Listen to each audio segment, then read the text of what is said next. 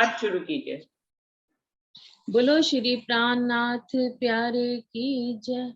बोलो श्री सतगुरु महाराज की जय। बैठे हो जहाँ पर तुम, तेरे पास तेरी रूह है। बैठे हो जहाँ पर तुम, तेरे पास तेरी रूह है। माशूक मेरे देखो, क्यों उदास तेरी रूह है। कदमों में पड़ी है पर बातें ना हो सकती। आंखें तो खुली है पर दीदार को तरसी है। आंखें तो खुली है पर दीदार को तरसी है। दीदार को तरसी है।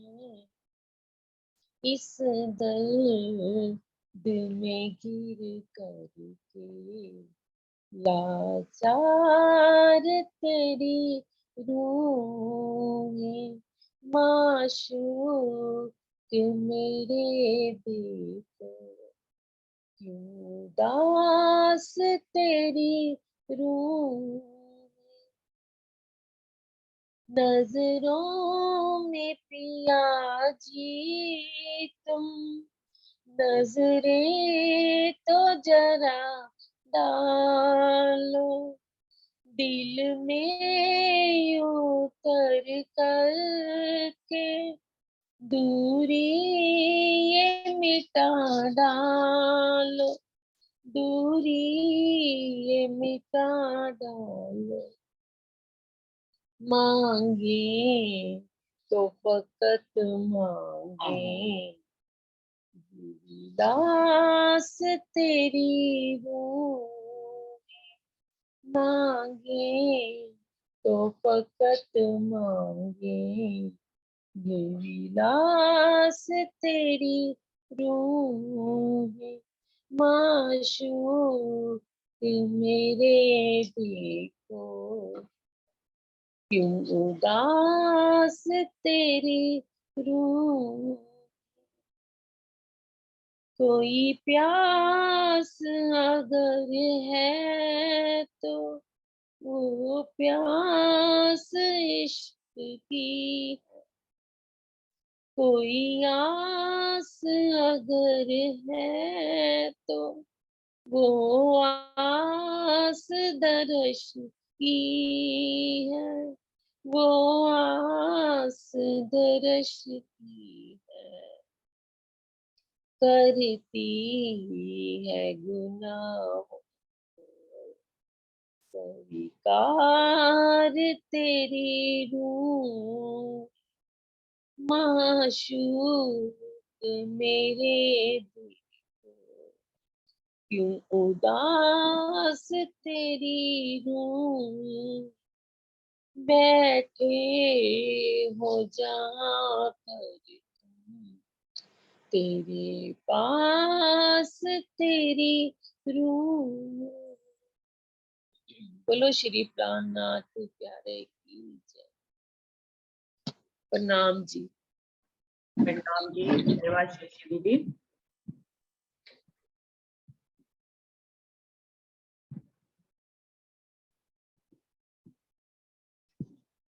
सभी सुंदर साथ जी को प्रेम प्रणाम जी।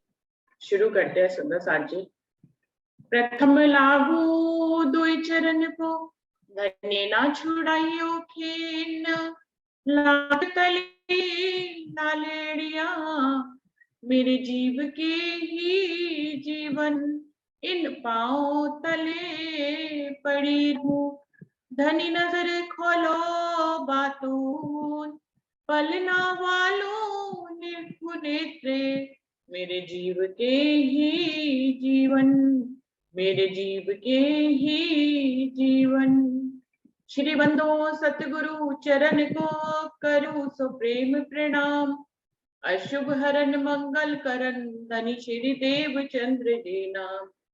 श्री प्राणनाथ निज मूलपति श्री मेहराज सुनाम। तेज कुंवर श्यामा युगल जी को पल पल करूं प्रणाम। पिया जी को पल पल करूं प्रणाम।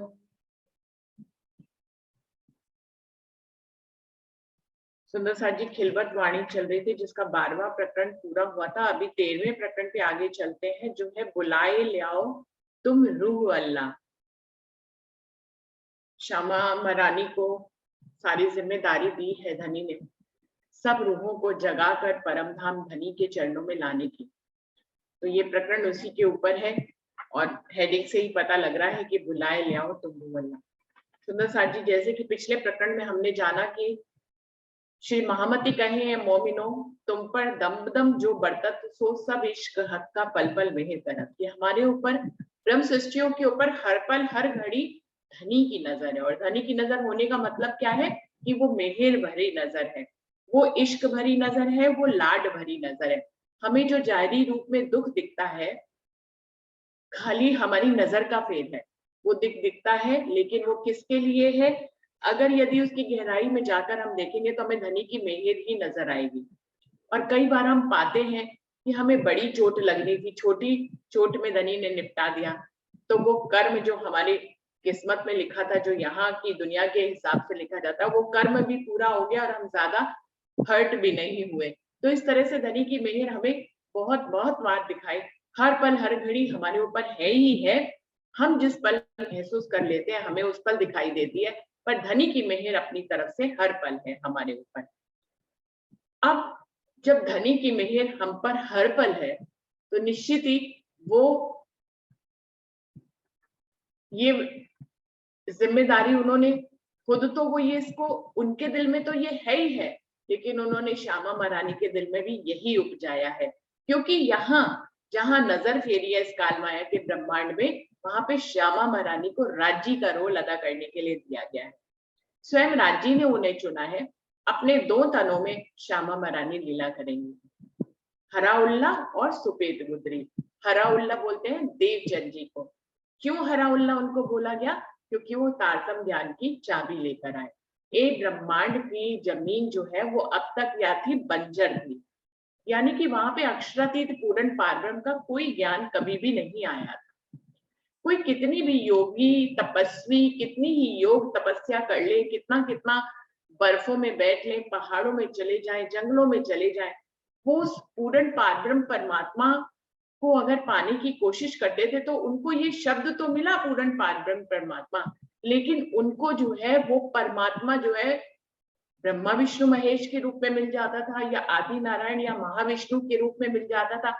अगर इससे भी वो आगे चले गए तो वो शून्य में जाते थे। वो शून्य को ही परमात्मा मानते हैं कि यहीं से सृष्टि का उत्पन्न होती है और यही विलीन हो जाती है।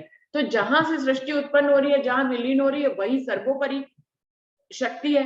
तो वो शून्य की शक्ति को ही परमात्मा मानते हैं कि परमात्मा एक शक्ति है जो कि शून्य है, जो सर्वोपरि है, क्योंकि यही इस ब्रह्मांड को, इतने अनोखे ब्रह्मांड को बनाता है और फिर अपने में ही लीन कर लेता है। तो परमात्मा की खोज करने वाले शून्य तक जाकर रुक जाते थे।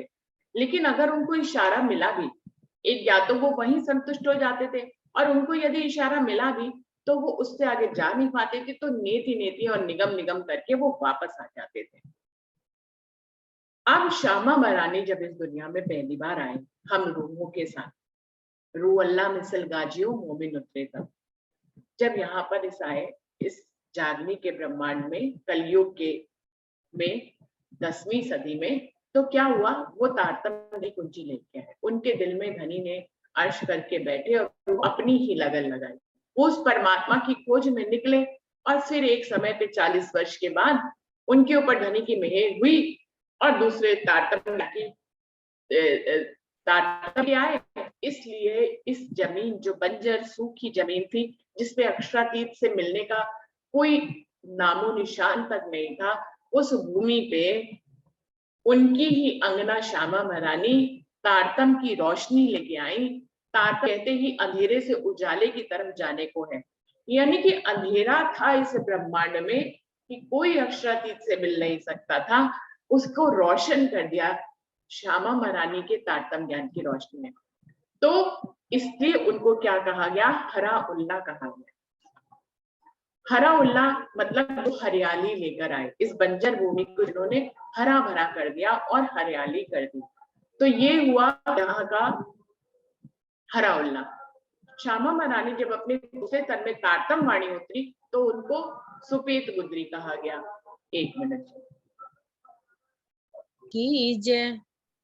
ये चरण कमल पाऊं, दर्श में खो जाऊं, प्राण पिया मेरे प्राण पिया।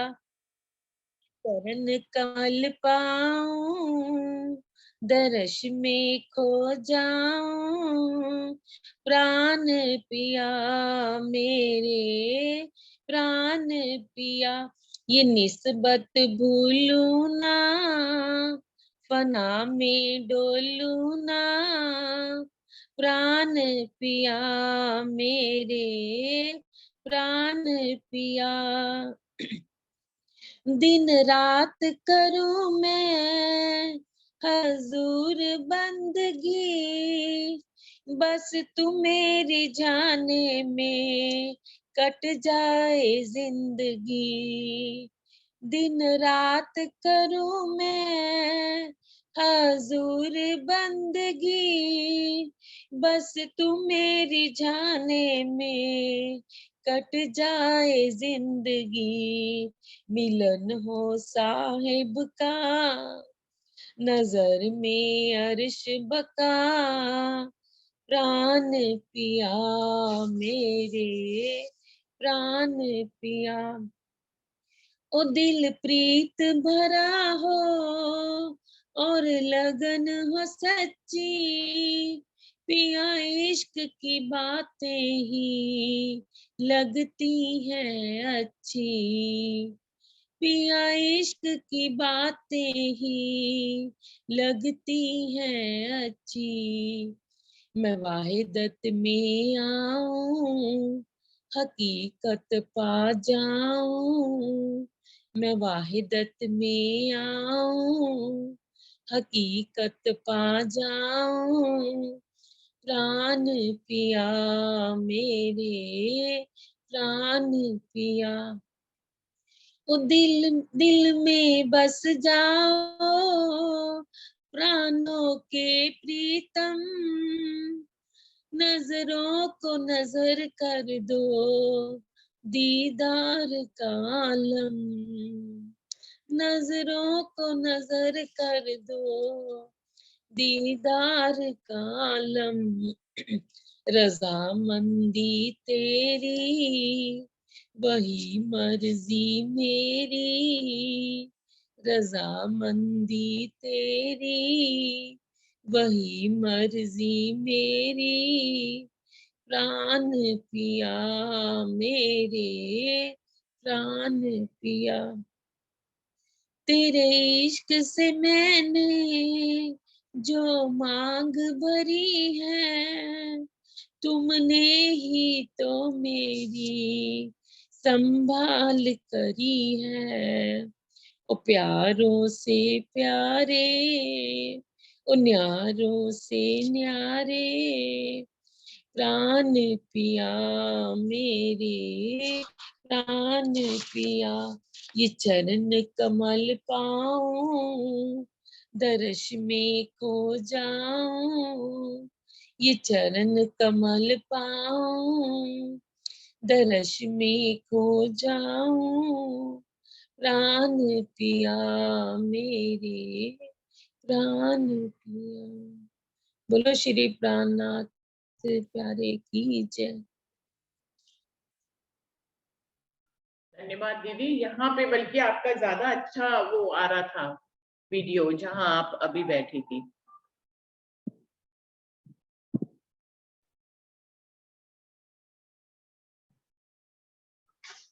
तो ये 13वां प्रकरण है, बुलाए ले आओ तुम रूह अल्लाह। जैसे कि बात चल रही थी सुंदर साथ जी, हरा उल्ला श्यामा धनी देवचंद जी को कहा गया है, क्योंकि वो बंजर भूमि जहां पर कोई भी अक्षरातीत को पा नहीं सकता था, उनका ज्ञान नहीं था, तो वो ऐसी तारतम लेके आए, ऐसा रोशनी लेके आए जिससे हर कोई अक्षरातीत पूर्ण पारब्रह्म को जान सकता था और उन्हें पा सकता था। तो उनको हरा उल्ला कहा गया। सुपेत गुदरी श्यामा महारानी के दूसरे तन यानी कि इंद्रावती जी के तन को कहा गया जहां तारतम वाणी आई। तारतम वाणी वो रोशनी थी जिससे परमधाम के जर्रे जर्रे का ज्ञान आया, धनी अक्षरातीत पूर्ण पारब्रह्म के स्वरूप और श्रृंगार का ज्ञान आया, उनके 25 पक्षों का ज्ञान आया, कहाँ वो रहते हैं, कैसी वो लीला करते हैं, इसका ज्ञान आया। तो जो दुनिया में अब तक सिर्फ यही था कि अक्षरातीत को जान तो लेते थे, लेकिन उनके धाम, उनके परम धाम, उनके स्वरूप और श्रृंगार, उनका रूप कैसा है, वो कैसी लीला करते हैं, इन सब के बारे में पता नहीं था। तो वो भी ज्ञान जब आ गया तो सबके ऊपर ये जो एक दाग लगा हुआ था कि कोई भी अक्षरातीत को पा नहीं सकता था जीव, कितनी भी मेहनत करके, वो दाग मिट गया। इसलिए इनको सुपेत गुदरी कहते हैं कि सभी प्रकार के इस बंजर भूमि पे हरियाली लाए और फिर उसके बाद उसको, उस दाग को उन्होंने धो डाला, यानी कि सुपेत गुदरी के रूप में श्यामा महारानी के दूसरे तन इंद्रावती जी को कहा गया। इन दोनों तनों को एक ही जिम्मेदारी दी गई है कि सब रूहों को जगाना है और अक्षरातीत के चरणों में लगाना है। अब ये सारी रूहें तो जिनके ऊपर नजर आई है वो रूहें ब्रह्म सृष्टियां के लिए तो ये जिम्मेदारी है ही है, क्योंकि हेडिंग में ही कहा गया बुलाए ले आओ तुम रूह अल्लाह। वो रूहें जो मेरी आशिक थी उनको तुमको बुलाकर लाना है। लेकिन इसके साथ ही साथ उनको ये भी एक लगन लगी इंद्रावती जी को कि हम क्या देख ही रहे दुनिया जो इनको ना करे अखंड। तो सिर्फ ब्रह्म सृष्टियां ही नहीं, उन्होंने ईश्वर सृष्टि और जीव सृष्टि को भी ये इनाम दिया कि सभी अक्षरातीत को जान सके, पहचान सके, उनके ऊपर समर्पण कर सके, उनसे प्रेम कर सके, तो वो भी सब उनके जीव भी योग माया के ब्रह्मांड में अखंड हो जाए। तो क्या है, लियाओ बुलाए तुम रूह अल्लाह, जो रूहे मेरी आशिक रब्द किया प्यार वास्ते, कहियो कहलाया हक। कितने सुंदर शब्द है। मतलब अगर इनमें कोई रूह प्यार से भरी हो तो धनी के प्यार को महसूस कर सकते हैं कि कहीं ऐसा एहसास हो कि पति कहीं और हो, पत्नी कहीं और। तो ऐसे में वो एक संदेश वाहक को भेजे और कहीं मेरी प्रेम भरी बातें देना और ला लाना, मेरे साथ रहा करती थी, मैं उनका आशिक था और वो मेरी आशिक थी। और इसी आशिकी की इश्क रबद में हम दोनों के बीच में एक वियोग हो गया, एक जुदाई हो गई। मैं तो अभी भी उनके दिल को अर्श करके बैठा हूँ, मैं अपनी तरफ से तो उनके पास हूँ, लेकिन रूहें जिस दुनिया में गई वहां पर माया इतनी भूल गई कि वो अपने अर्श दिल में भी मुझे देखती ही नहीं। और मुझे, जब वो मुझे दूर समझती हैं तो मैं उनके करीब होते हुए भी दूर हो जाता हूँ। तो सुंदर साथ जी यही लीला है। हमारे अर्श करके धनी बैठे हैं, लेकिन यदि हम उनको अर्श दिल में नहीं महसूस कर रहे हैं तो हमें दूर ही लगेंगे। और यदि हम अर्श दिल में धनी को महसूस करें, धनी को अपने पास महसूस करें, तो अगर हमारे हृदय को उन्होंने अर्श नहीं किया है, मान लीजिए हम जीव है और हमारे दिल को अर्श उन्होंने नहीं किया है, लेकिन हम जीव हुए भी धनी की पूर्ण पहचान करें, उनके ऊपर समर्पण करें,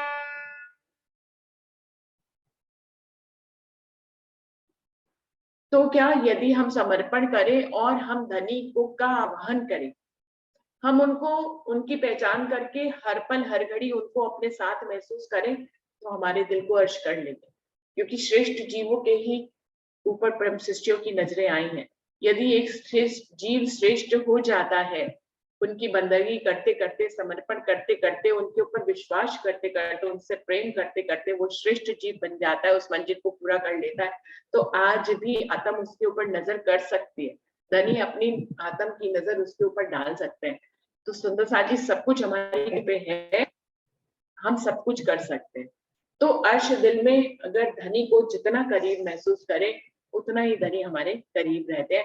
तो उनके प्रेम की बातें, हमें प्रेम भरी बातें समझ में आती है। कितने प्रेम से कह रहे हैं, लियाओ बुलाए तुम रूह अल्लाह। ये श्यामा महारानी सखियों को बुलाकर तुम लेकर आओ, जो रूहें मेरी आशिक, मैं उनका आशिक तो हुई हूँ, परम धाम में दावा उन्होंने अपनी आशिकी का कर लिया था। उनको पता ही नहीं था कि जिस इश्क से, जिस प्रेम से वो मुझे रिझाती है और अपना आशिक होने का दावा करती है, वो इश्क उनके दिलों में भरता तो मैं ही हूँ। तो मेरे ही मार्फत दिल से उनके दिल तक इश्क की तरंगें आती हैं, लेकिन ये भेद उनको परम धाम में पता नहीं था।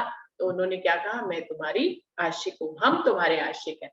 तो क्या कह रहे हैं, ले आओ बुलाए तुम रूह अल्लाह, जो रूहें मेरी आशिक, जो मेरे आशिकी होने का दावा करती थी, उन रूहों को तुम रूह अल्लाह मेरी श्यामा महारानी, उनको बुला के लाओ। अब जिम्मेदारी श्यामा महारानी को दी है उनको बुलाने के लिए, पर परम में श्यामा महारानी ने भी यही कहा था कि मैं तुम्हारी आशिक हूँ और रूह की आशिक हूँ। रब्द किया प्यार वास्ते, प्यार के वास्ते उन्होंने मुझसे एक नोक झोंक कर ली थी प्यार भरी, कहियो कहलाया हक, उनको जाके याद दिलाना और कहना कि हक ने तुम्हें बुलाने के लिए ये पत्री भेजी है, हक तुम्हें प्रेम से अपने परम धाम में बुला रहे हैं। क्योंकि प्रेम की अखंड लीला तो परम धाम में ही होती है, कालमाया के ब्रह्मांड में भी प्रेम की लीला चल रही है। ऐसा नहीं है कि यहाँ प्रेम की लीला नहीं है। आखिरकार इल्म की मार्फत की अवस्था तो प्रेम और इश्क ही है ना सुंदर साथ जी, जिसको प्राप्त करने के लिए, उस मंजिल को प्राप्त करने के लिए, मेहनत से प्राप्त करने के लिए ही तो काल माया के ब्रह्मांड में हम आए हैं। अगर हमें वहां बिना मेहनत के इश्क मिलता था परम धाम में, हम इश्क के ही स्वरूप थे, धनी से छन दिल से, हमारे दिल में एकदम वाहिदत की तारे थी, अखंड की निस्बत थी, उनके दिल से छन के हमारे दिल में आ जाता था, हम उसी इश्क से उनको रिझाते थे, हमें पता ही नहीं था, हमें पता ही नहीं था कि ये इश्क कहाँ से आता है। तो सुंदर साथ जी, इसका एहसास हमने वहां नहीं किया था, लेकिन अब जो हमें खेल दिखाया गया, ये इसीलिए तो दिखाया गया, ये इल्म जो हमें दिया जा रहा है वो इसीलिए तो दिया जा रहा है कि हम पहुंचे कहाँ, इश्क की मंजिल तक पहुंचे। इल्म की मार्फत की अवस्था क्या है कि हम इश्क की मंजिल तक पहुंच जाए। तो इश्क तक लाने के लिए ही तो सारा खेल रचा गया। अब धनी हमें यही तो याद दिला रहे हैं कि हम पीछे कहाँ रह रहे हैं, हम इल्म तक तो आ गए हैं, हम इल्म की मार्फत को भी समझने लगे हैं, जो पिछले प्रकरण में बताया। हमें बेशक होने में भी कोई संशय नहीं है, हमें धनी की हर बात में हम बेशक ही है, लेकिन हम इश्क की मंजिल तक नहीं पहुंच पा रहे हैं, यही हमारी अंतिम मंजिल है। तो कह रहे हैं, रब्द किया प्यार वास्ते, प्यार के वास्ते रब्द किया था, कहियो कहलाया हक, कितना सुंदर प्रेम भरा शब्द है, कहियो कहलाया हक। उनसे कहना कि अक्षरातीत पूर्ण पारब्रह्म, तुम्हारे धाम धनी, तुम्हारे आशिक, तुम्हारे माशूक ने तुमसे ये कहलवाया है। रू अल्लाह सो बका मिने हक्के करी मजबूर, उतरी अरवाहे अर्श से बुलाए ले आओ हजूर। रू अल्लाह सो बका मिने हक्के करी मजबूर, उतरी अरवाहे अर्श से बुलाए ले आओ हजूर। तो श्यामा महारानी और रूहों से परम धाम में राज्य ने क्या बातें करी, यही कहलाया था ना कि इश्क मेरा बड़ा है, और रूहों ने कहा मेरा बड़ा है, श्यामा महारानी ने कहा मेरा बड़ा है। तो धनी ने कहा तुम्हें यहाँ पे नहीं समझ आएगा क्योंकि इश्क मेरा बड़ा है, क्योंकि तुम्हारे और मेरे इश्क में यहाँ कोई भेद ही नहीं है। मैं ऐसी दुनिया में डाल भेजता हूँ तुम्हें जहाँ भेद ही भेद है, वहां पे तुम्हें अपने और मेरे इश्क के बीच का भेद पता लग जाएगा। और ये भी पहले से ही कह दिया था कि मैं अपनी रूह श्यामा महारानी को भेजूंगा तुम्हें बुलाने के लिए, तो तुम उसकी बातें सुनना, जो तुम्हें बातें परम धाम की बताएंगी उनको ध्यान से सुनना, समझना, और फिर मुझसे दोबारा से जुड़कर इश्क की मंजिल तक आ जाना। तो रूह अल्लाह सो बका मैंने हक के करी मजबूर, उतरी अरवाहे अर्श से बुलाए ले आओ हजूर। अब धनी देव चंद जी को जो दर्शन दे रहे हैं, ये कब का प्रसंग है, जब कह रहे हैं कि तुमको बुला के लाना है। जब श्याम जी के मंदिर में धनी उनको अपने नूरी स्वरूप से दर्शन देते हैं, अपने आवेश स्वरूप से दर्शन देते हैं, नूरी स्वरूप से नहीं, अपने आवेश स्वरूप से दर्शन देते हैं, और उनको सब बातें याद दिलाती। धनी देव चंद जी को इतनी कोई बातें याद नहीं थी, वो उनकी खोज जरूर कर रहे थे, उनको उन्होंने पल पल महसूस भी किया, सिपाही बनकर भी उनको समझ में आया कि मेरे धनी मेरे साथ हैं। ऐसे ही हरदास जी से जब बागा वस्त्र लेके आए, चितपनी करी, तब भी उन्हें महसूस हुआ कि उनके धनी उनके साथ है, लेकिन पूरी बात उनको नहीं मालूम थी। यहाँ पर दर्शन देकर धनी उनको परमधाम की सारी बातें याद दिला रही कि मेरी तुम्हारी और रूहों की परमधाम में क्या बातें हुई थी। तो तुमने भी यही कहा था कि इश्क तुम्हारा बड़ा है, रूहों ने भी यही कहा था, और आज मैं तुम्हें दर्शन देकर ये बता रहा हूँ, तुम्हें ये जिम्मेदारी तुम्हें दे रहा हूँ कि तुमको सबको बुला के लेके आना है। उत्तरी अरवाई अरस से बुलाए ले आओ हजूर, जैसे तुम परमधाम से आई हो ऐसी और रूहें भी परमधाम से यहाँ पर सब आई हैं, तुम्हें उनको बुलाकर लाना है। इतनी खोज करने के बाद धनी देवचंद जी राजी जब उनके सामने प्रकट हुए, उन्होंने पूछा कि तुम कौन हो, मुझे जानती हो, और मैं कौन हूँ तुम जानती हो? तो धनी देवचंद जी पहचाने नहीं थे, क्योंकि कोई ज्ञान ऐसा मिला ही नहीं था, अभी तक ब्रह्मवाणी उतरी नहीं थी। तातम की कुंजी अब धनी देंगे, इससे पहले तक तो वो दूसरे धर्म शास्त्रों में खोजते रहे थे। अब दूसरे धर्म शास्त्रों से इतनी खोज करी, लेकिन क्या मिला? उससे अक्षर की पूर्ण पारब्रह्म सामने आए तो पहचान भी नहीं पाए। और उनको यही समझ में आया जब उन्होंने पूछा ये कि तुम कौन हो, मैं कौन हूं, तो उन्होंने कहा कि मुझे इतना पता है कि हमारे धनी हो आप, बस धाम के धनी हो, इतना उनको पता चला था। ये तो उनको पहली दफा ही पता लग गया था जब वो 11 वर्ष के थे और बारात के पीछे जा रहे थे। तो जब सिपाही के रूप में दर्शन दिया, उनकी सारी समस्याओं का समाधान किया, और फिर जब ओझल हो गए तो उन्हीं को ही भोग लगाया, उन्हीं को जान गए कि मैं जिस परमात्मा की खोज में निकला हुआ हूँ, वो परमात्मा तो मेरे साथ हर पल हर घड़ी है, फिर मुझे उसको ढूंढने में देरी ही कहाँ लग रही है। लेकिन जबकि उनको ये पता लग गया था कि वो मेरे करीब ही है, मेरे आसपास है, फिर भी ढूंढने में उनको 40 वर्ष लग गए। सुंदर जी तो धनी उनको याद दिला रहे परमधाम की बातें दर्शन देते हुए कि कहियो कहलाया हक, धनी ने कहलवाया है उनको वापस लाने के लिए, उन्होंने इश्क का रब्द कर दिया था, तो उत्तरी अरवाई अर्ज से बुलाए ले आओ, तो तुम्हें उनको बुलाकर लाना है। हक बका का बातून जो किया रूहों सो बुझ, कहलाइया बातें छिपियां खिलवत करके मुझ।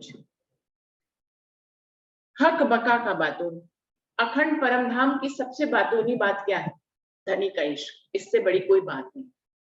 कोई भी चर्चाकार कितनी भी बातें, कितने भी गुजवेद खोल ले, यही सबसे बड़ा गुजवेद है कि परमधाम की गहरी से गहरी और मार्फत से की भी बात जो है वो धनी का इश्क है, उनका दिल है जो गंजानगंज इश्क से भरा हुआ है, और उसकी एक ही अदा है अपनी रूहों से प्यार करना और लाड करना। तो क्या कह रहे हैं? हक बका का बातून, परम धाम का जो बातूनी बात है कि धनी रूहों से इश्क करते हैं, जो किया रूहों से गुज, जिनकी बातें रूहों से इश्क रबद में हुई, कुछ बातें ध्वनि ने रूहों को परमधाम में समझाने की कोशिश करी, लेकिन वो कोशिश उनको मालूम था बेकार जाने वाली है, फिर भी उन्होंने एक भूमिका बांधी। उनको मालूम था जुदाई के बिना इश्क की महिमा को नहीं समझ पाएंगे, तो जो किया रूहों से जो कुछ बातें इश्क रबद की परमधाम में की थी धनी ने, कहलाइया बातें छिपियां खिलवत करके मुझ। धनी देवचंद जी बता रहे हैं कि मुझसे खिलवत करके, मतलब मुझसे मिलन करके, मुझे दर्शन देके वो बातें धनी ने सब जो है मुझे कह दी, मुझे याद दिला दी, और कहा कि कह दो आगे रूहों को, जो बातें मैं तुम्हें बता रही हूँ, तुमसे खिलवत करके बता रही हूँ, अब तुमको रूहों के साथ खिलवत करके वो सारी बातें बतानी है। खिलवत मतलब प्रेम प्रसंग, जहां आशिक और माशिक प्रेम की लीला संपादित होती है, उसको खिलवत कहते हैं। अब एक खिलवत तो परमधाम में तो है ही, परमधाम का तो जरा जरा खिलवत का स्वरूप है, लेकिन ये खेल भी खिलवत का ही स्वरूप है। यहाँ पर धनी देवचंद जी को जब दर्शन दे रहे हैं श्याम जी के मंदिर में, तो आशिक और माशूक का मिलन हो रहा है, उनको अपनी पहचान करा रहे हैं। ये क्या है? ये खिलवत नहीं है तो और क्या है सुंदर साथ जी? ये खिलवत ही है। हफ्सा में जो इंद्रावती जी के साथ घटित हुआ, धनी ने उनको दर्शन दिया, आशिक और माशूक ने रास लीला खेली, क्या है? खिलवत ही तो है सुंदर साथ जी। रास मंडल में जब ब्रज को छोड़कर रास मंडल में गए, तो केवल ब्रह्म में जो लीला करी वो भी खिलवत ही। जब भी आशिक और माशूक प्रेम की लीला संपादित होती है उनके बीच में, चाहे नैनों से हो, चाहे जुबान से हो, चाहे नासिका से हो, चाहे कानों से हो, सभी अगुण इंद्रियां जो है वो खिलवत की ही अंग है। जरूरी नहीं है कि प्रेम लीला भी ऐसी संपादित हो जो जो नैनों से संपादित हो। परमधाम के राज्य महाराज जो परमधाम में रहते हैं, उनके सभी अंग जो है खिलवत करते हैं। चाहे उसमें उनकी जुबान आए, जुबान से तो वैसे ही मीठे शब्द किसी को बोल दिए जाए तो दिल बाग बाग होता है। ये तो यहाँ पे भी होता है, यहाँ पे भी जुबान और नैनों से होता है। हाँ, यहाँ नासिका से नहीं होता है, कानों से भी होता है। सुंदर साथ जी, आशिक, दुनिया के भी आशिक और माशूक अगर किसी को मीठी जुबान में उसकी तारीफ कर दे,